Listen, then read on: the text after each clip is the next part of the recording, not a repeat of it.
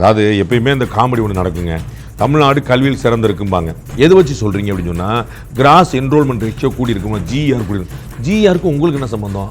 அவர் பிள்ளையை அவர் பள்ளிக்கூடத்தில் சேர்க்குறாங்க. ஸ்கூல் என்ரோல்மெண்ட்டில் வந்து அப்பா அம்மாவுடைய ரோல் தான் இருக்குது. நல்லா படிக்க வச்சு 100க்கு 100 வாங்குறதுலாம் வாத்தியாரோட ரோல் இருக்குது. வாத்தியாரோட ரோல் இருக்குனால ஸ்கூல் ரோல் இருக்குன்னு நம்ம சொல்லலாம். ஸ்கூலுங்கனால கவர்மெண்ட் ஸ்கூல்னு சொல்லலாம். அது வாங்கினீங்களான்னு கேட்டால் நீ பிள்ளைகளை சேர்த்தாங்கன்னு சொல்லி உங்களுக்கு புரியுங்களா? நல்லா படிச்சாங்கன்னா திரு அன்பில் மகேஷ் பொய்யாமொழி நான் காரணங்கன்னு சொல்லிக்கலாம். பெயிலே கிடையாது எங்க ஸ்டூடெண்ட்ஸ். பெற்றோர்கள் வந்து பிள்ளைகளை சேர்த்ததுக்கு நீங்க எப்படி கொடுப்பீங்க? நிலத்துல விவசாயம் வந்து அதிகமா விவசாயம் பண்றான்னு அவர் பண்றாரு. அவருடைய லேண்டு இந்த வருஷம் பண்ணலாம்னு நினைக்கிறாரு. நல்லா மழை வருதுன்னு சொல்றாங்க.